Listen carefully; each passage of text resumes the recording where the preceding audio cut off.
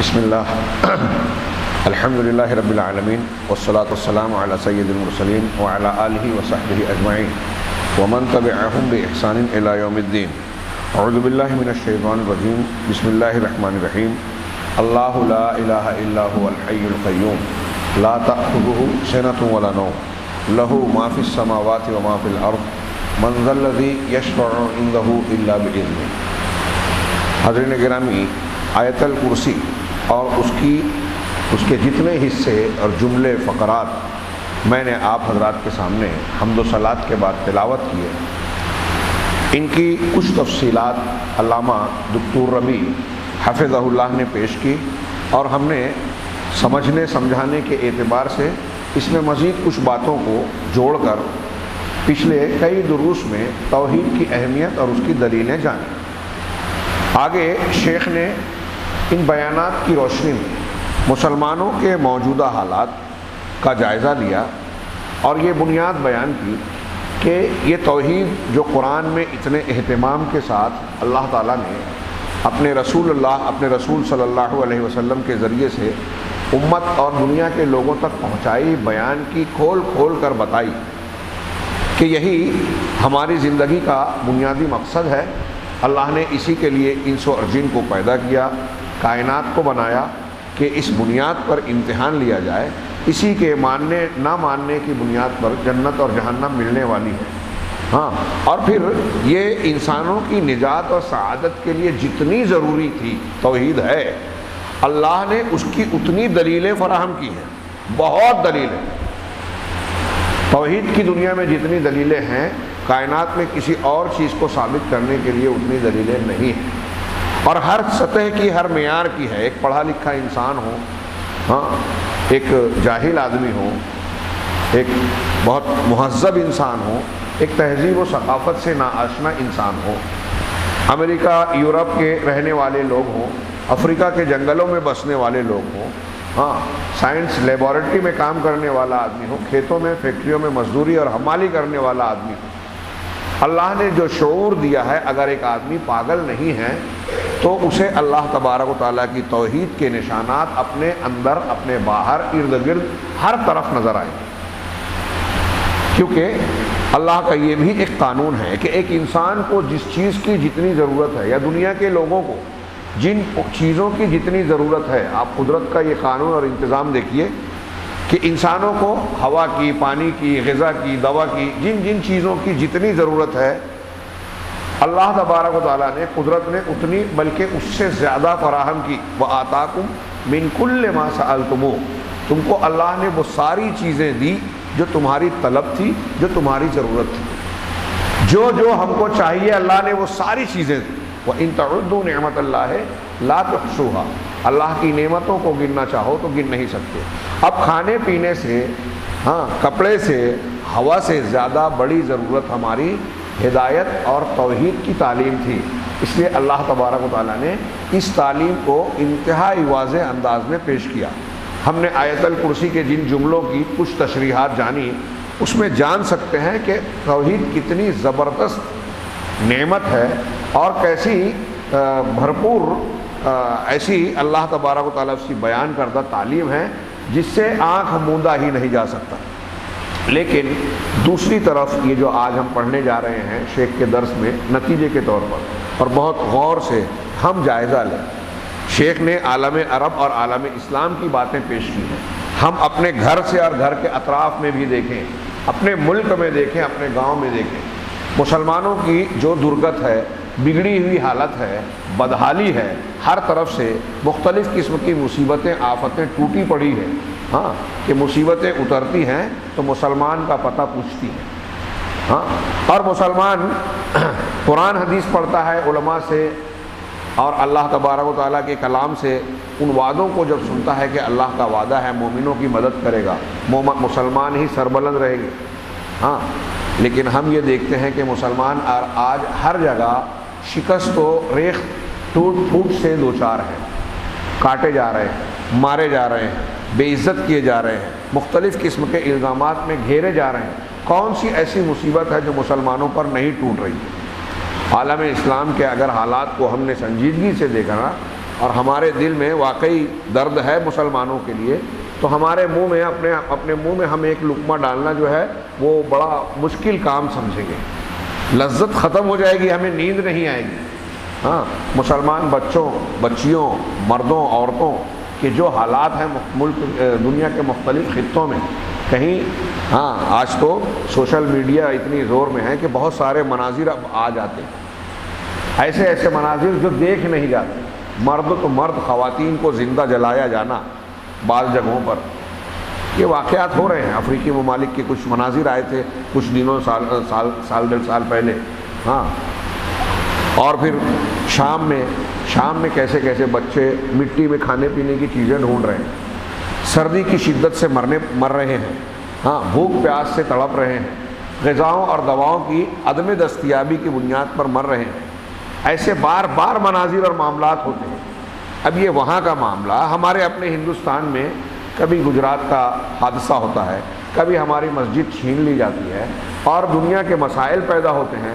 ہمارے بڑی بڑی تنظیمیں، بڑے بڑے لیڈران اور پیشوا صرف اپنی تقریریں جھاڑتے نظر آ جاتے ہیں، بلکہ ان کے تعلق سے بھی بہت سارے سوالیہ نشان اٹھتے ہیں کہ کہیں انہوں نے سودے کر لیے، کہیں مسلمانوں کے مفادات کو بیچ کر اپنے ذاتی اور گروہی مفادات کو خرید لیا۔ ایسی بہت ساری خبریں، بے اعتباریاں، یہ ساری باتیں، آپس کے جھگڑے، مسئلے، بے روزگاری، پریشانی، ہاں، بے عزتی، پھر کہیں مسلمانوں کی ایک بہت بڑی تعداد ایسی ہے آج بھی جو بے گناہ ہے، بے قصور ہے اور جیلوں میں بند ہے۔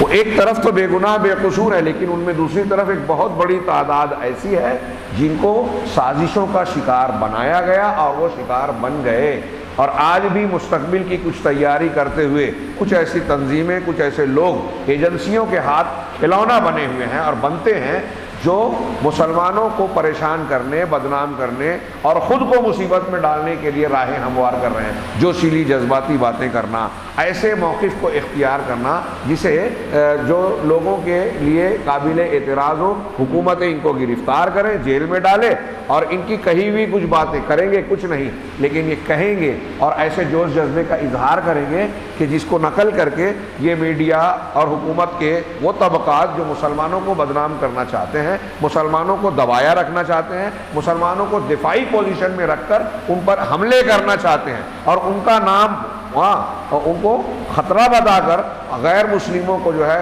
خوفزدہ کرنا چاہتے ہیں، اپنی حکومت، اپنے کام نکالنا چاہتے ہیں، ان کے لیے یہ میٹر فراہم کرتے ہیں، بڑوں کی سننے کے لیے تیار نہیں۔ اور یہ ساری یہ جو میں باتیں کہہ رہا ہوں، آپ کو لگ رہا ہوگا کہ کیا چھڑا ہوں، یہ واقعی بہت اہمیت کی بات ہے۔ یہ ساری مصیبتیں، مسائل اور پریشانیاں جو آج مسلمانوں کو گھیرے ہوئے ہیں، اس کی سب سے بڑی بنیادی وجہ، سب سے بڑی وجہ یہ شیخ جو کہہ رہے ہیں 100% صحیح ہے، اتفاق ہے۔ اس لیے نہیں کہ صرف شیخ کہہ رہے ہیں، اس لیے کہ قرآن حدیث کی چمکتی ہوئی دلیلیں اس پر دلالت کر رہی ہیں، روشن دلیلیں یہ بتا رہی ہیں کہ مسلمانوں کے لیے مصیبتوں کی جڑ یہ ہے کہ توحید کے تعلق سے اس کی بے وفائی ہے، اس کی بے اعتنائی ہے۔ ہم یا تو توحید کو پورا نہیں کر رہے، اگر ہم جان بھی رہے ہیں تو اس کے تقاضوں کو پورا کرنے کے لیے ہمارے پاس فرصت نہیں ہے، شوق اور جذبہ نہیں ہے۔ توحید اس لیے کہ دل میں اتری ہی نہیں، دین کا شوق آج کل صرف دکھانے کی چیز بن گئی ہے۔ ہمارے یہاں لوگ کہتے ہیں، ہاں، جیسے میں اکثر کہتا ہوں، مالیگاؤں شہر کو بولتے ہیں کہ دیندار شہر ہے، مجھے تو نظر نہیں آتا۔ قرآن حدیث کو سامنے رکھے، دین کہاں ہے قرآن حدیث میں؟ قرآن حدیث کو سامنے رکھیے اور ہمارے سماج اور شہر کا ماحول اور معاشرے کے حالات پر نگاہ ڈالیے سرسری سی، آپ کو دین پر عمل کتنے فیصد نظر آئے گا؟ غور کیجیے۔ جب زیادہ ہوگا، 50% سے اوپر ہوگا، تو ہم کہہ سکتے ہیں نا کہ ہاں یہ دین کا غلبہ ہے۔ لیکن میں عرض کروں، مجھے تو نہیں لگتا کہ 50% کے آس پاس بھی ہے، اوپر جانے نہیں۔ ہاں، ہمارے روزمرہ کے معاملات، چند چیزیں یا دکھاوے کی باتیں، رسم و رواج کی باتیں، یہ عمارتیں، مسجدوں کا کثرت سے ہونا، مسلمان کا ہونے کا اظہار کرنا، گوشت خوری کرنا، یہ چیزیں اسلام اور دینداری ہے کیا؟ آپ کے معاملات کیسے ہیں؟ آپ کا عقیدہ کیسا ہے؟ ہاں، آپ کے روزمرہ کی زندگی میں دین کو کیا مقام حاصل ہے؟ آپ کسی سے دوستی اور دشمنی کر رہے ہیں تو دین کی بنیاد پہ کر رہے ہیں، اللہ کے بتائے ہوئے اصولوں، تعلیمات، اللہ کی رضامندی اور ناراضگی کو ملحوظ رکھتے ہیں یا دنیاوی امور کو، یہ سب معیار سامنے رکھیں، عقیدے کے معیار کو سامنے رکھیں، تو میری بات میں سمجھتا ہوں کہ آپ بھی مانیں گے کہ ہمارا شہر دیندار نہیں ہے۔ ہاں، ابھی راستہ چلتے ہوئے دیکھیے کتنے لوگ، آپ راستے کے آداب جو قرآن حدیث نے بتائے ہیں، اور میں جانتا ہوں کہ جو لوگوں نے ٹھیلے گاڑیاں راستے کے بیچ میں لا کر کھڑا کر رکھے ہیں، اب اس پر جو سواریاں کھڑی کرتے ہیں، جو راستے کے بیچ سے چلتے ہیں، چلنے والوں کو، جانے والوں کو دشواری ہوتی ہے، ہارن بجاتے ہیں، ہٹنے کی بجائے بڑی مشکل سے کسی وقت پلٹ کر دیکھیں گے غصے سے، یہ دینداری ہے؟ اپنی ایسی چیزوں کو، اپنے سامان، گاڑیوں کو راستے میں، بہت چھوٹی بات لگتی ہے، لیکن اللہ کے رسول اللہ کی حدیث ہے نا کہ ایمان کی 73 یا 70 یا 60 سے زیادہ شاخیں ہیں، سب سے افضل لا الہ الا اللہ ہے جس پر ہم گفتگو کر رہے ہیں، اور سب سے ادنا راستے سے تکلیف دہ چیز کو ہٹا دینا۔ اللہ کے رسول کیا فرما رہے ہیں؟ ایمان کی شاخ، یہ ایمان کی شاخ ہے نا، دین ہے کہ نہیں ہے؟ راستے سے تکلیف دہ چیز کو ہٹا دینا دین ہے نا، ایمان کا حصہ ہوا نا اس حدیث کی روشنی میں۔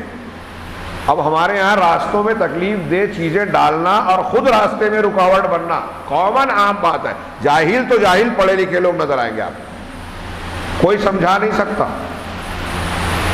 ہاں، پولیس والے آئیں گے، گاڑی ٹھیلا اٹھا لے جائیں گے، بس وہ ڈر ہوگا، اللہ کا ڈر نہیں۔ لوگوں کی غیبت کرنا، چغلی کرنا، الزام تراشیاں کرنا، لوگوں کے گھروں میں جھانکنا، ان کے چھپے ہوئے عیب کو بے نقاب کرنا، سنی سنائی باتوں کو جو ایک دوسرے کے خلاف ہو پھیلانا، کتنی عام ہے ہمارے سماج معاشرے، مردوں میں، خواتین میں۔ کیا یہ دینداری کی نشانی ہے؟ یہ بتاتی ہے کہ ہمارے دلوں میں اللہ کا ڈر ہے؟ ہمارے یہاں دنیا داری، کھانے پینے اور دنیا کے معاملات اور مشاغل کے لیے جتنی فکر ہے، آج دین کی سوچ ہے، دعوت کی سوچ ہے۔ کہ ابھی یہاں ہماری مجلس چل رہی ہے، ہاں، میرا کوئی اعتراض نہیں، ایسی جو مجالس ہوتی ہیں، قرآن حدیث کے ماننے والوں کو دین کے سننے، سنانے، سمجھنے، علماء کی رفاقت اختیار کرنے کا کتنا شوق ہے۔ میں ابھی اپنے شہر اور دوسرے شہر کا موازنہ کر رہا ہوں، مجموعی بات کو چھوڑیے، آپ صرف ہمارے یہاں سے نکل جائیں عربوں میں، ہاں، کئی شہروں میں جائیے، آپ کو مسلم نوجوانوں میں جو شوق ملے گا، علماء سے جو ذوق استفادہ کرنے کا جو جذبہ ملے گا، کیا کیا ہم سیکھ لیں میں دین کی باتیں۔ میں ایک بار بلڈانا شہر جاتا ہوں، وہاں کے نوجوانوں کو دیکھ کر مجھے انتہائی حیرت ہوتی ہے کہ آج بعض علماء اور بعض دعات میں وہ جذبہ نہیں پایا جائے گا جو ان کے یہاں۔ ان میں سے بعض نوجوانوں نے دعوت کا کام کرنے کے شوق میں سرکاری نوکری چھوڑ دی، سرکاری نوکری چھوڑ دی۔ میں ایک آدھ مثال دے رہا ہوں، دعوت کا کام ہمیں کرنا ہے، دین سیکھنا ہے، اس کی وجہ سے ہم یہ نہیں کر پائیں گے، اس لیے پرائیویٹ گھر کا کاروبار ہے چھوٹا موٹا وہ کریں گے اور سرکاری نوکری نہیں کریں گے، اور ایسی کئی مثالیں۔ ان کا جذبہ اور ہم جب دوسرے اپنے شہر کا دیکھتے ہیں تو زمین آسمان کا فرق ہے۔ لوگوں کو دین کا ذوق نہیں ہے، شوق نہیں ہے۔ اب اسی تناظر میں شیخ کی ان باتوں پر نگاہ ڈالیں، بڑی اہم بات ہے۔ مسلمانوں کے موجودہ حالات میں اتنی لمبی لمبی لوگ جو تقریریں کرتے ہیں، سیمینار، مسلمان کیوں پست ہیں، یہ ہے وہ ہے، دنیا کی باتیں، وہ ساری وجوہات ضمنی ذیلی وجوہات ہو سکتی ہیں، جڑ بنیاد یہ ہے جو شیخ نے بیان کیا۔ وہ کہتے ہیں کہ فَيَجِبُ أَن نَهْتَمَّ بِالتَّوْحِيدِ، ہم پر لازم ہے کہ ہم توحید کا اہتمام کریں، توجہ دیں، ہاں، اور اللہ کی قسم کھا کر انہوں نے کہا، بالکل درست کہا، اللہ کی قسم، اس امت ما ضاعت هذه، یہ امت جو ضائع ہوئی ہے آج، ہاں، کمزور اور ضائع ہوئی ہے، اور اس پر جو امت کے مختلف علاقوں میں اس امت کے دشمن تسلط حاصل کر رہے ہیں، چھائے ہوئے ہیں، یہود ہوں، نصارہ ہوں، مجوس ہوں، اور کمیونسٹ شیعیین کہا، جو کمیونزم کو ماننے والے یہ ہوں، اور ان کے علاوہ جو بھی پوری دنیا میں آج مسلمانوں پر دشمنان اسلام اور مسلمان جو غالب ہیں ان کو مار کاٹ توڑ پھوڑ رہے ہیں، سازشوں کا نشانہ بتا رہے ہیں۔ تو کہہ رہے ہیں کہ یہ جتنے ہیں الا بعد ان ضیعوا التوحید، یہ جو مسلط ہوئے ہیں دشمن، یہ اس کے بعد ہی ہوئے ہیں کہ جب مسلمانوں نے توحید کو ضائع کر دیا، خراب کر دیا، گندا کر دیا توحید کو۔ ہاں، فسلط اللہ علیہم ھذا الذل، تو اللہ تعالیٰ نے مسلمانوں پر یہ ذلت مسلط کر دی۔ ولا یرضی عنہم، اور اللہ ان سے راضی اور خوش نہیں ہے، حتی یعودوا الی، راضی اور خوش نہیں ہوگا یہاں تک کہ وہ اس اسلام کی طرف، اس خالص اسلام کی طرف لوٹے جس پر کہ محمد صلی اللہ علیہ وسلم اور صحابہ کرام تھے۔ یہ انتہائی سادی سیدھی اور براہ راست اسٹریٹ بات جو شیخ کہہ رہے ہیں، صاف ستھری بات، لیکن میں پھر سے دہراؤں کہ امت محمدیہ کے طبقات اس سیدھی سادی بات کو ماننے کے لیے تیار ہی نہیں ہے، بلکہ سمجھنے کے لیے تیار نہیں۔ مسلمان اسلام اور دنیا کی باتیں کریں گے، دعوت و تبلیغ کی بات کریں گے، ہم ایسے ہم ویسے، لیکن جب یہ سوال آپ اٹھائیں گے نا کہ کیا آپ کا اسلام، آپ کی دین، آپ کا دین، آپ کی دعوت وہی ہے جو محمد صلی اللہ علیہ وسلم کی اور صحابہ کی تھی خالص، تو اس سے کترا جائیں گے۔ یہ سب میں مت پڑھو، اس میں پڑھو۔ ہاں، نماز کی فضیلت ہے، نماز کے طریقے میں بات مت کرو۔ جب نماز کا طریقہ اللہ اور رسول کا بتایا ہوا آپ اختیار ہی نہیں کریں گے تو آپ کو فضیلت کہاں سے ملے گی؟ لیکن کہتے ہیں کہ اس مسائل مت دیکھو، فضائل دیکھو۔ مسائل نہیں دیکھنے کا مطلب یہ ہے کہ آپ کو جیسے سمجھ میں آ رہا ہے ویسے نماز پڑھو۔ تو آپ کو ہم کو جیسے سمجھ میں آئے ویسے پڑھ لیں تو کیا اللہ تعالیٰ اجر و ثواب دے گا؟ نماز قبول ہوگی؟ کتنی سمپل بات ہے، لیکن ایک بڑا طبقہ، یہ جو میں بات کہہ رہا ہوں، اگر ان تک پہنچے گی بھی تو بجائے غور و فکر کرنے کے وہ ناراض ہوں گے، وہ یہ الزام دیں گے یا یہ سوچیں گے کہ یہ مولانا جو ہیں اختلافی باتیں کر رہے ہیں، دل دکھانے والی بات کر رہے ہیں۔ آپ دل دکھانے کو سمجھ رہے ہیں، یہ اللہ تبارک و تعالیٰ کی امانت ہے جو ہم پہنچانے کی کوشش کر رہے ہیں۔ اللہ تعالیٰ نے اپنے نبی صلی اللہ علیہ وسلم کو مکمل بہترین جامع نمونہ بنایا، صحابہ نے اس پر چل کے دکھایا، اور اس بنیاد کے ان کو جو ہے عزت اور دنیا پر حکومت اور نہ جانے کیا کیا نعمتیں ملی، دنیا میں بھی اور آخرت کی کامیابی کی ضمانت بھی ملی۔ وہی کامیابی کی بات ہم کر رہے ہیں نا۔ ہاں، سوچئے، آپ خود بتائیے کہ کیا محمد رسول اللہ صلی اللہ علیہ وسلم کی تعلیم سے بہتر کوئی بات ہو سکتی ہے؟ وہی کہہ رہے ہیں شیخ، اللہ کے رسول صلی اللہ علیہ وسلم کی یہ جو بات کہہ رہے ہیں اس کے بارے میں تائید میں بہت سی دلیلوں میں سے ایک حدیث کو بھی نقل کیا، جس کو امام ابو داؤد رحمہ اللہ نے اور بعض دوسرے محدثین نے نقل کیا ہے۔ ہاں، سنن ابو داؤد کی، اللہ کے رسول صلی اللہ علیہ وسلم کا فرمان ہے اذا تبایعتم، یہ حدیث نقل کی، اذا تبایعتم بالعینہ واخذتم اذناب البقر ورضیتم بالزرع وترکتم الجہاد فی سبیل اللہ سلط اللہ علیکم ذلہ لا ینزعہ عنکم حتی ترجعوا الی دینکم۔ رواہ ابو داؤد فی کتاب البیوع، باب النہی عن العینہ، اور حوالے لمبے دیے ہیں حاشیے میں، کہ جب تم عینہ کی بیع کرنے لگو، بیع عینہ، اس کی کئی شکلیں ہیں، میں نے بعض مرتبہ ایک موٹی سی شکل بتائی، اس کی ایک شکل ہے بیع عینہ، یہ ایک ہیلے کی ناجائز بیع ہے۔ جیسے مثال کے طور پہ آپ میرے پاس آئے اور آپ نے مجھ سے کہا کہ مجھے 1,00,000 روپیہ ادھار دو، یہ میری ضرورت ہے، آپریشن کروانا ہے، گھر کا کام کروانا ہے، جو بھی ضرورت ہے، آپ مجھ سے 1,00,000 روپیہ قرض لینے آئے، تو میں آپ سے کہوں گا کب دو گے؟ 2 مہینے بعد۔ یہ ایک میں مثال دے رہا ہوں، پر ٹھیک ہے، اب میں آپ کو 1,00,000 روپیہ دوں گا، 2 مہینے بعد، 2 مہینہ آپ استعمال کریں گے یا آپ کے کام میں آئیں گے، اب 2 مہینے بعد آپ 2,00,000 مجھے لوٹاؤ گے، ہو سکتا ہے اس میں کچھ آگے پیچھے بھی کرو گے، تو آپ بتائیے کہ اس 2,00,000 کے دینے کا مجھے کیا فائدہ ہوا؟ میں تو 2,00,000 دے رہا ہوں، 2,00,000 ہی ملے گا، ہو سکتا ہے اس میں بھی کچھ دیر ہو جائے، تو یہ 2,00,000 2 مہینہ میرے پاس جب رہے گا تو اس سے کام آئے گا، میں کچھ بڑھا سکتا ہوں، کاروبار میں لگا سکتا ہوں، وغیرہ وغیرہ۔ تو اب وہ کہتا ہے ٹھیک ہے، آپ فائدہ لینا چاہتے ہو تو لے لو۔ تو میں یہ کہتا ہوں کہ اگر میں آپ کو 1,00,000 دیتا ہوں اور یہ کہتا ہوں کہ 2 مہینے کے بعد 1,05,000 روپیہ واپس لوٹانا، یعنی 5,000 زیادہ، تو یہ سود ہو جائے گا۔ کیوں؟ اس لیے کہ میں پیسے پہ پیسہ لے رہا ہوں، سود ہو جائے گا، حرام اور ناجائز ہوگا۔ تو اب سود بھی نہ ہو، حرام بھی نہ ہو اور میرا فائدہ بھی ہو، تو اس کے لیے کیا کیا جائے؟ تو اس کی کئی شکلیں۔ تو اس کی ایک شکل یہ کہ مثال کے طور پہ اب میں کہتا ہوں چلو میرے ساتھ، ایک دکاندار کے پاس گئے، کوئی ایک مشین، کوئی ایک چیز جو ہے، میں نے کہا یہ کتنے کی ہے؟ اس نے بتایا 1 لاکھ کا سامان، کوئی بتاؤ؟ کہا یہ 1 لاکھ کا سامان ہے، یہ موبائل، یہ مشین، یہ فلاں چیز۔ تو کہا یہ 1 لاکھ لو اور مجھے یہ سامان دو۔ میں نے 1 لاکھ روپیہ دکاندار کو دے کے وہ سامان مشین خرید لی۔ اب وہ مشین جو ہے وہ اس کو دیتا ہوں کہ میں تم کو پیسہ نہیں دے رہا ہوں، میں تم کو 1 لاکھ روپیہ نہیں دے رہا ہوں، یہ مشین تم کو بیچ رہا ہوں، 2 مہینے بعد تم مجھ کو 1,10,000 روپیہ دینا۔ یہ مشین میں تم کو 1,10,000 کی ادھار میں دے رہا ہوں، 2 مہینہ ہونے پر فلاں تاریخ تک تم جو ہے مجھ کو 1,10,000 1,05,000 روپیہ دینا۔ میں نے 1 لاکھ کی خریدی، اس کو دیا اور کہا کہ 1,05 1,10 دینا۔ اس نے لیا، اب اس کو مشین کی ضرورت نہیں تھی، تو وہ کہتا ہے کہ بھائی میں مشین کیا کروں گا، مجھ کو تو پیسہ چاہیے تھا۔ تو وہ پلٹ کے آتا ہے دکاندار کے پاس، بولتا ہے کہ بھائی یہ مشین تم نے بیچی تھی 1 لاکھ روپے کی، یہ 1 لاکھ میں تم لے لو واپس۔ تو اب وہ بولتا ہے ٹھیک ہے، مشین لے لیا، 1 لاکھ دے دیا، تو اس پہ 1 لاکھ مل گیا۔ کبھی کبھی دکاندار بھی بولتا ہے کہ ابھی تم لوگ یہ کاروبار کر رہے ہو، میرا کیا فائدہ، میرا کیا فائدہ، میں نے 1 لاکھ کی دی تو تمہارا اپنا جائز ناجائز کر رہے ہو۔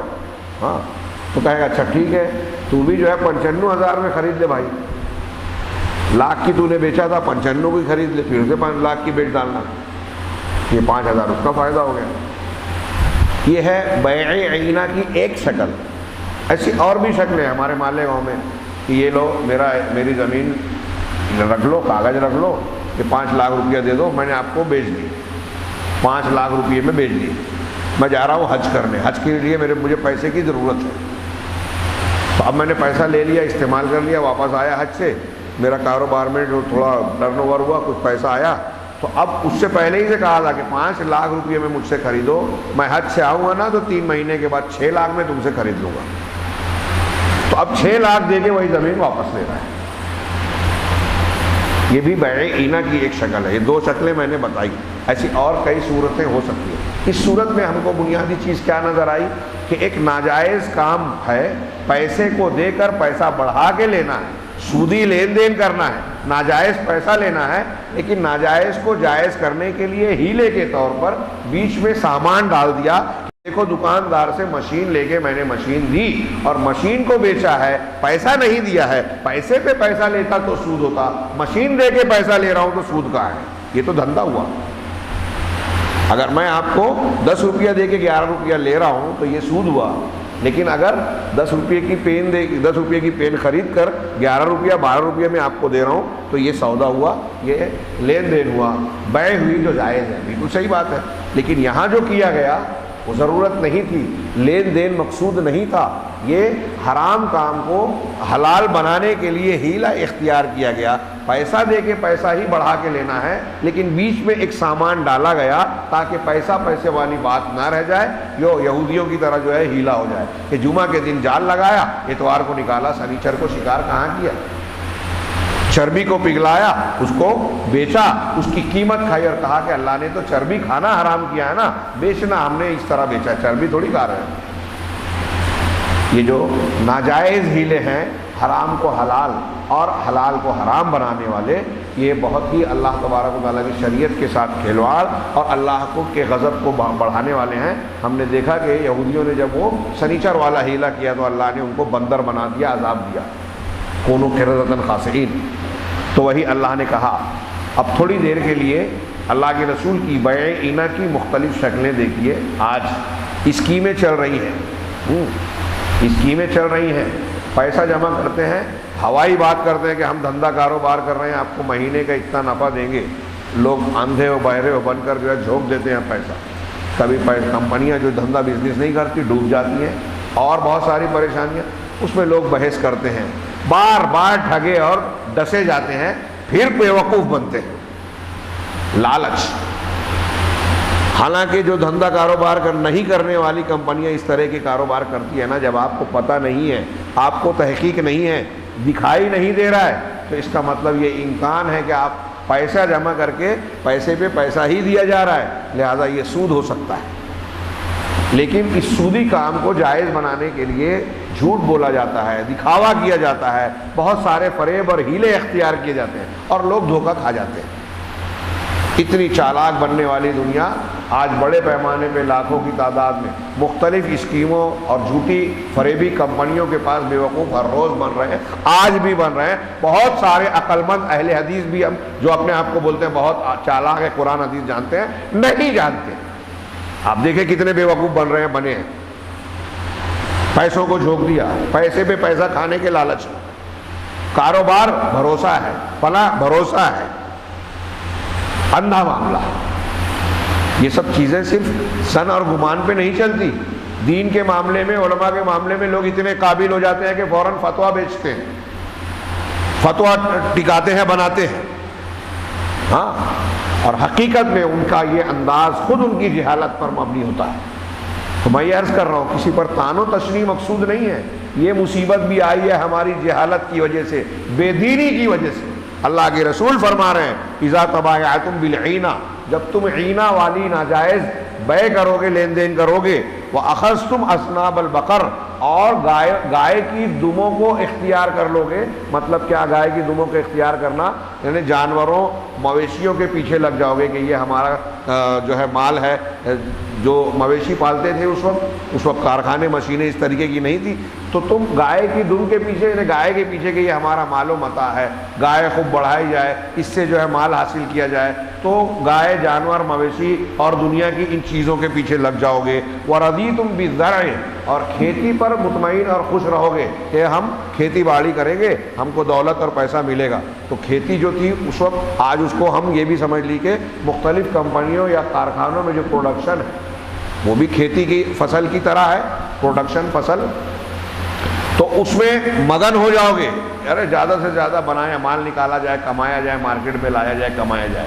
ہاں، جب تم عینہ کی بے کرنے لگو گے آپس میں، ہاں، گایوں کی دموں کے پیچھے لگ جاؤ گے اور کھیتی باڑی پر راضی رہو گے، وَتَرَكْتُمُ الْجِهَادَ فِي سَبِيلِ اللَّهِ، اور اللہ کے راستے میں جہاد کو ترک کر دو گے۔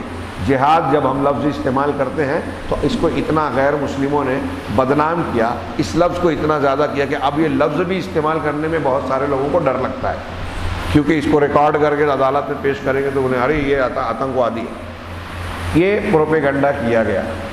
ہاں، آج غیر مسلموں میں بھی جو پڑھے لکھے لوگ ہیں، شعور والے لوگ ہیں، جب وہ جہاد کی تفصیلات پڑھتے ہیں تو ان کی سمجھ میں آتا ہے کہ جہاد کوئی آتنکواد نہیں ہے، یہ کسی پر ظلم کرنے کا معنی نہیں رکھتا، بلکہ یہ تو اسلام کی وہ جنگ ہے جو ظلم کے ختم کرنے کے لیے مجبوراً وضع کی گئی ہے، دعوت دین اور حق کے راستے میں رکاوٹ بننے والی طاقتوں کو توڑنے کے لیے ہے، یہ مقصد نہیں ہے، یہ مقصد کے حصول کا ذریعہ ہے، اور یہ ہر حال میں نہیں کیا جائے گا، اور ہر حال میں ہتھیار والی جنگ کو ہی جہاد نہیں بولتے۔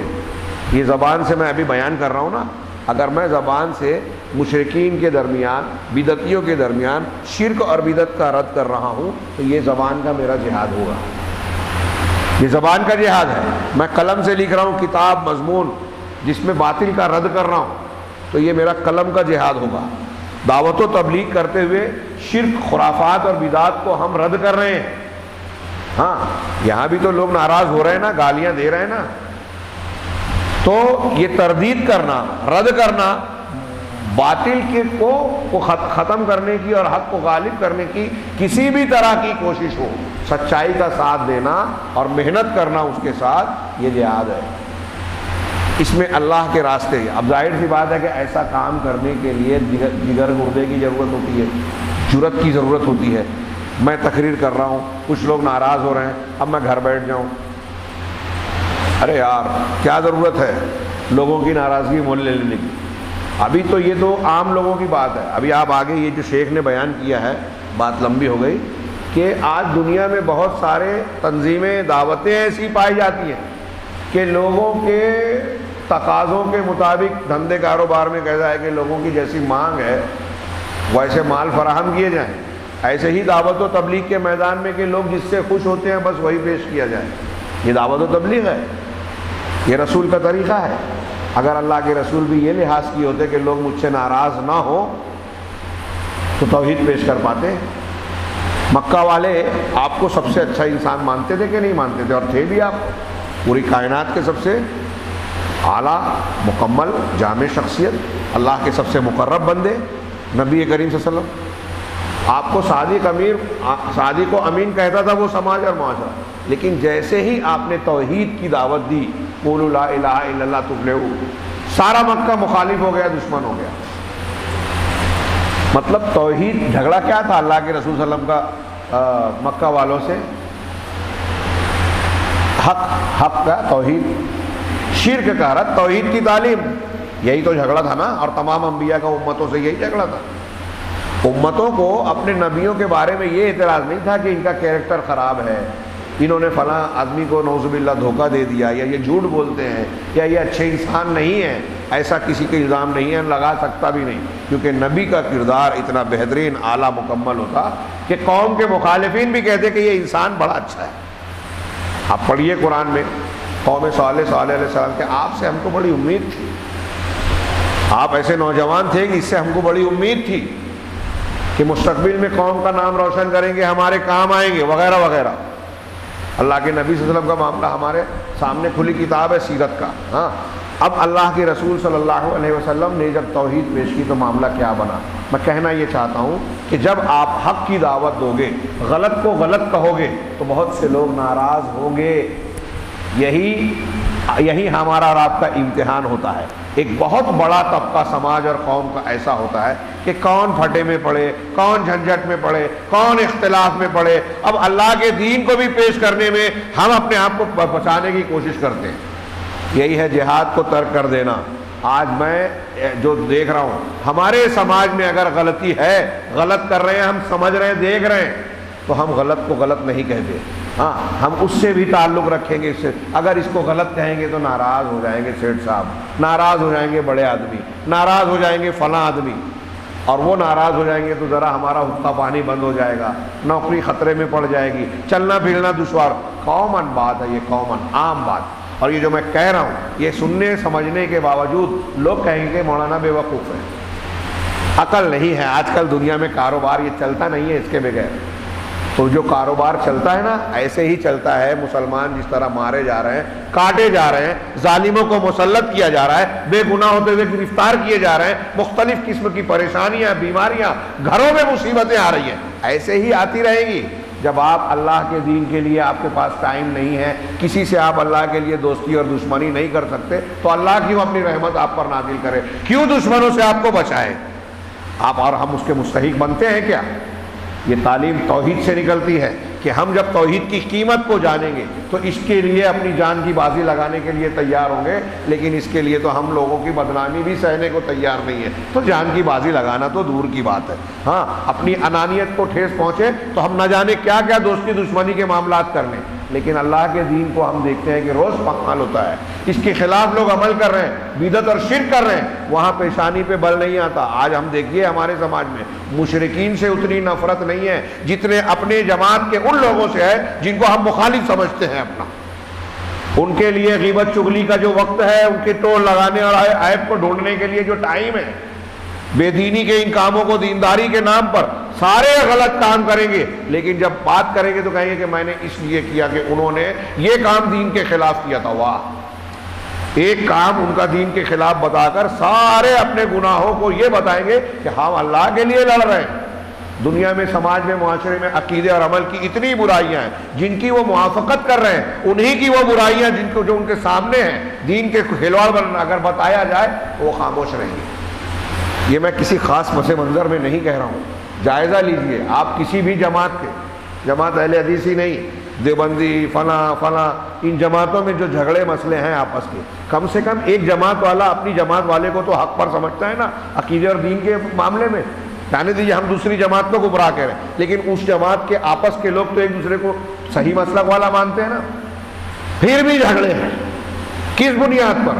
اور آپس کے جھگڑے میں جتنی کوشش ہو رہی ہے، آج تو ہمارے ہاں قتل ہو جا رہے ہیں چھوٹی چھوٹی باتوں پر۔ آپ سوچئے ایک آدمی کو قتل کر دے رہا ہے لین دین کے معاملے پہ، کاروباری جھگڑے میں۔ ہمارے یہاں کوئی دین کے معاملے میں قتل ہوتا ہے؟ چھوٹے چھوٹے معاملے میں میاں بیوی میں طلاق ہو جاتا ہے ہمارے یہاں۔ آج آپ ہم کوئی خبر ایسی سنتے ہیں کہ دین کی وجہ سے کسی نے طلاق لیا ہو، کہ ایک بیوی نے اپنے شوہر سے اس لیے خلا مانگا ہو کہ اس کا شوہر نماز نہیں پڑھتا، اس کا شوہر شرک کرتا ہے، یا ایک شوہر نے اپنی بیوی کو اس لیے طلاق دیا ہو کہ وہ میرے آنکھوں سے جان بچا کر پھونک جھاڑ گھنٹا تعویذ جادو ٹونا کرتی ہے، مزاروں پہ جاتی ہے، بدعت خرافات کرتی ہے۔ دین کے ان معاملات میں ہماری غیرت مر چکی ہے۔ جہاں ہماری غیرت جوش میں آ کے طلاق دے دینا چاہیے وہاں سوچتے بھی نہیں، اور اگر انا کا معاملہ ہے کہ مجھ کو پلٹ کے جواب دے دیا، کھانا بگاڑ دیا، تو اس کے لیے ہم طلاق تک دینے کے لیے تیار ہیں۔ معاف نہیں کریں گے اگر ہم کو ٹھیس پہنچائی۔ اللہ اور رسول کے دین کی مخالفت کرو، ہم کو کیا ہے؟ ہم اپنا کام کر رہے ہیں نا، ہماری جنت ٹھیک ٹھاک ہے، ریزرویشن ہے جنت کا، یہ غلط فہمی نکال کر پھینک دے۔ تو میں وہی کہہ رہا ہوں، اللہ کے رسول صلی اللہ علیہ وسلم کی اس حدیث سے دلیل دے رہے ہیں شیخ ربیع کہ جب تم ایسے بن جاؤ گے اور اللہ کے راستے میں محنت، جہاد، کوشش، قربانی، یہ میں جہاد کے مفہوم کو سمیٹ کر اکٹھا کئی لفظ استعمال کر رہا ہوں کہ یہ اس کے مختلف پہلو اور شکلیں ظاہر ہوتی ہیں۔ جب تم اللہ کے راستے میں جہاد کو ترک کر دو گے، سلط اللہ علیکم ذلًا، تو اللہ تم پر ذلت کو مسلط کر دے گا، ولا لا ينزعه عنكم حتى ترجعوا الى دينكم، اس ذلت کو تم سے نہیں نکالے گا، اس ذلت کو تم سے نہیں ہٹائے گا یہاں تک کہ تم اپنے دین کی طرف لوٹ آؤ۔ اور دین کیا ہے؟ یہ توحید ہے۔ اگر ہم توحید کو سمجھیں گے تو جو اللہ کا حق ہے وہ کسی کو نہیں دیں گے، توحید کو سمجھیں گے تو اللہ نے رسول کا جو حق دیا ہے اس حق کو کسی کا غیر رسول کو نہیں دیں گے۔ اور آج سارے جھگڑے یہی ہیں۔ اب یہ بنیاد بیان کرنے کے بعد شیخ نے کچھ لمبی باتیں کی ہیں، کچھ باتیں ضمناً طویل ہو گئی۔ ہاں، میں ایک پیراگراف تھوڑا سا تاکہ آپ کو اگلی گفتگو کا اندازہ لگے، کل کے درس میں ہم بات کو مکمل کریں گے انشاءاللہ۔ ہونا کا دعوات الان، شیخ کہہ رہے ہیں کہ آج کئی دعوتیں ہیں دنیا کے اندر، آج دنیا میں مسلمانوں کے نام کی، اسلام کے نام کی بہت سی دعوتیں ہیں، لیکن لا تدعو الی التوحید، لیکن یہ دعوتیں جو ہیں، ہاں آپ بہت سی جماعت دیکھیں جی کہ تبلیغی جماعت ہمارے یہاں بہت کام کر رہی ہے، جماعت اسلامی بہت شور مچاتی ہے، اخبارات میں آتا ہے، ہاں فلاں جماعت، ڈھما جماعت، عالمی سطح پہ اخوانی ہے، حماس ہے، یہ جو جن کا نام انہوں نے لیا، اور ایسے آپ کو مختلف ملکوں اور مختلف علاقوں میں الگ الگ ناموں کی الگ الگ جماعتیں، تنظیمیں، دعوتیں نظر آئے گی جو ڈھنڈورا پیٹتی ہے، اخبارات میں، رسائل میں اور مختلف خبروں میں یہ بیان کیا جاتا ہے یہ دین کا کام کر رہے ہیں، دعوت و تبلیغ کر رہے ہیں۔ تو وہ شیخ کر رہے ہیں دنیا میں آج دعوتیں بہت ہیں۔ ابھی شیخ کی بات کو آگے پڑھانے سے پہلے ایک سوال کہ جتنا ہمارے یہاں رپورٹیں آتی ہیں اخبار میں کہ فلاں جماعت نے یہ کیا، فلاں نے وہ کیا، فلاں نے ایسی کانفرنس کی، فلاں نے ویسا پروگرام کیا، سیمینار کروایا، کتابیں چھپوائی، اور لوگوں کا جو ہے کیا مسجدوں میں بلا کر لوگوں کے ساتھ ملتقى متعین کیا، لقاء جس میں اکٹھا ہوئے، ذکر و اذکار کیا، اور پھر اپنے اپنے طریقے سے وہاں جماعت اسلامی والے احتسابی بھی مجلس منعقد کر رہے ہیں، تبلیغی جماعت والے جوڑ کر رہے ہیں، اہل حدیث جماعت والے فلاں اور فلاں، سب اخبار میں، مضمون میں، کتاب میں، رپورٹ میں یہ بیان کر رہے ہیں ہم نے یہ کیا، ہم نے وہ کیا۔ جو کچھ چھپ رہا ہے، جو دعوے کیے جاتے ہیں، ہاں سینہ چوڑا کر کے اپنے سر پہ تاج رکھا جاتا ہے کہ ہم نے یہ کیا، ہماری تاریخ یہ ہے، ان کو اگر مان لیا جائے، میں کسی پہ طنز نہیں کر رہا ہوں، ایک سوال غور کرنے کی بات سنجیدگی سے، کہ جتنی باتیں بیان کی جاتی ہے کہ مسلمان لوگ یا مختلف جماعتیں اتنے کام کر رہی ہیں، اگر وہ صحیح مان لیا جائے، جتنا بیان کیا جا رہا ہے اس کا 50% آدھا کر لو، اگر 50% بھی صحیح ہو، 50 سے بھی کچھ کم کر لو، 30%، تو 30% بھی دعوت و تبلیغ کے عمل کا نتیجہ ہم کو سماج، معاشرے، قوم، ملت میں نظر آتا ہے کیا؟ گھروں کی اصلاح ہو رہی ہے کیا؟ شرک کا خاتمہ ہو رہا ہے؟ بدعت رک رہی ہے؟ ابھی یہ رمضان المبارک کا آخری عشرہ شروع ہو رہا ہے، اس سے زیادہ فضیلت والی راتیں پورے سال میں کبھی نہیں ہیں۔ اسی لیے جناب محمد رسول اللہ صلی اللہ علیہ وسلم اس دن کے آتے ہی مسجد میں بیٹھ جاتے، اعتکاف کر لیتے، بیوی اور گھر والوں سے بھی تعلق ختم کر لیتے ایک طریقے سے۔ وہ آتی جاتی ملتی، معاملات بھی ہوتے، لیکن عبادت کے لیے پورا وقت ہم نکال سکیں یا اس کے لیے وقف ہو جائیں۔ اللہ کے نبی صلی اللہ علیہ وسلم کا یہ طریقہ تھا، یہ آپ کا طریقہ تھا، کون نہیں جانتا؟ لیکن ہمارا آج سے رویہ دیکھیے۔ رمضان المبارک میں پہلی تراویح میں مسجد میں جگہ نہیں تھی، اور آخری عشرے کی تراویح میں دیکھیے مسجد میں جگہ ہی جگہ ہے۔ جو لوگ بھیڑ بھاڑ کیے تھے، چونکہ انہوں نے جنت کا شارٹ کٹ نکالا، اللہ کے رسول صلی اللہ علیہ وسلم نے تو یہ بتایا تھا طریقہ کہ پورے مہینے جو قیام کرے گا، تراویح پڑھے گا، اس کے پچھلے اگلے گناہ معاف ہوں گے، ہے نا؟ لیکن ہم نے اللہ کے رسول صلی اللہ علیہ وسلم سے زیادہ معلومات حاصل کر لی کہ 3 دن کی شبینہ، 1 دن کی شبینہ میں پورا قرآن ختم کر کے کون پورا مہینہ سر کھپائے گا؟ 3 دن میں، 4 دن میں، اور پھر اگر موقع ملا تو یہ 21ویں شب تک، کوئی 23ویں شب تک قرآن ختم کر لیا، پورے مہینے والا ثواب سمیٹ لیا۔ اب ہم کو مارکیٹ میں جا کے عید کی تیاری کرنی ہے، کسی کو بیچنا ہے، کسی کو خریدنا ہے، کسی کو نظارہ دیکھنا ہے کہ بڑی رونق رہتی ہے۔ دنیا کمانے کا سیزن ہے، مارکیٹنگ کا سیزن ہے۔ اللہ تبارک و تعالیٰ نے رمضان کو، اور خاص طور سے رمضان کے آخری عشرے کو، آخرت کمانے بنانے کا سیزن بنایا تھا، جہنم سے آزادی حاصل کرنے کا، پروانہ حاصل کرنے کا موقع دیا تھا کہ ہر رات میں اللہ تعالیٰ بہت سارے لوگوں کو جہنم سے آزادی دیتا ہے۔ اس کی بجائے آپ کو آخری عشرے میں سناٹا نظر آئے گا۔ صحابہ کے معاشرے میں آخری عشرے میں محنت، عمل، اللہ کے رسول جب آخری عشرہ آتا، طاق راتیں آتی تو اپنے اہل و عیال کو جگاتے، اور راتوں کو جاگتے، اہل و عیال کو جگاتے، اور عبادت الہی میں کمر کس لیتے۔ یہ اللہ کے رسول اللہ کا طریقہ حدیثوں میں بیان کیا گیا ہے۔ ہمارا کام الٹا ہے، سارے معاملات الٹے۔ تو میں یہی کہنا چاہتا ہوں دراصل کہ یہ جائزہ لیجیے آپ، کیوں؟ اس کی ساری باتوں کی جو جڑ بنیاد آئیں گے نا، شیخ نے جو بیان کیا کہ دنیا میں آج دعوتیں بہت ہیں، یعنی لوگ دین کا کام کرنے کا بڑا مظاہرہ کر رہے ہیں الگ الگ جھنڈے اور پرچم اور پلیٹ فارم کے تحت میں، لیکن لا تدعو الی التوحید، یہ جتنی دعوتیں ہیں، میں ایک کو ہٹاؤں گا، مستثنی کروں گا، اور شیخ نے بھی مستثنی کیا ہے۔ سلفیوں اور اہل الحدیث کے علاوہ روئے زمین پر کتنی بھی جماعتیں آپ کو ملے گی، کسی کو برا لگے، لیکن یہ ایک زندہ حقیقت ہے، چیختی چلاتی حقیقت ہے، یہ سچائی ہے کہ یہ جتنی بھی دعوتیں ہیں، ان کی دعوت میں توحید کو مرکزی حیثیت حاصل نہیں ہے، یہ توحید کی طرف دعوت نہیں دیتی۔ کوئی عنوان بیان کرتا ہے، ہم کو اٹریکشن لگتا ہے، ارے ہاں واقعی امریکہ یورپ کی مخالفت میں بات کر رہے ہیں، ہم خوش ہو گئے۔ دعوت کی بنیاد کہاں سے کھڑی ہونی چاہیے؟ جہاں سے انبیاء کرام کی دعوت کی بنیاد کھڑی ہوتی تھی۔ تو کہا کہ دعوتیں بہت سی ہیں، لیکن توحید کی طرف یہ دعوت نہیں ہے۔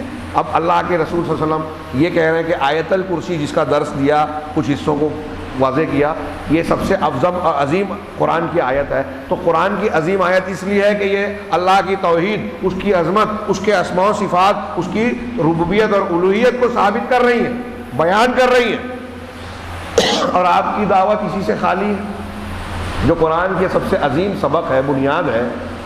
آپ اس عظمت والے درس کو ہی چھوڑ رہے ہیں۔ آیت الکرسی کی فضیلت بیان کرتے ہیں، لیکن آیت الکرسی کی فضیلت کیوں ہے اس کو چھوڑ دیتے ہیں۔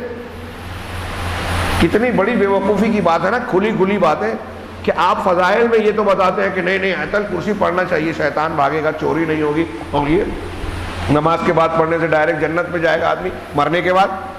فضیلتیں ہیں، لیکن کیوں ہے آیت الکرسی کی یہ فضیلت، کیوں یہ عظمت والی ہے؟ وہ نہیں جانیں گے تو آپ کو وہ عظمت ملے گی؟ اس میں جو بیان کیا گیا ہے، آپ اس کے خلاف زندگی گزار رہے ہو، عقیدہ اور عمل اختیار کیے ہوئے ہو، تو سوچئے کہ دعوتیں بہت سی ہیں۔ پھر سے جملہ دیکھیے کہ شیخ کہہ رہے ہیں کہ دنیا میں دعوتیں بہت ہیں، لیکن توحید کی طرف یہ دعوتیں لوگوں کو نہیں بلا رہی ہیں، یہ دعوتیں کام نہیں کر رہی ہیں۔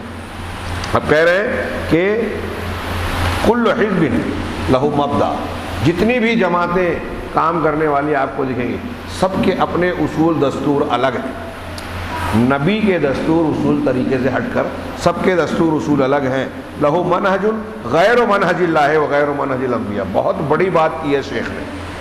یہ دو جملہ اگر آج ہم سمجھ لیں، یہ دو لائن ان کی، کہ آج بہت ساری جماعتیں کام کر رہی ہیں، لیکن ان جماعتوں کا کام اللہ کے نبی اور قرآن کی دعوت کے مطابق توحید کی طرف دعوت دینا بنیاد نہیں ہے.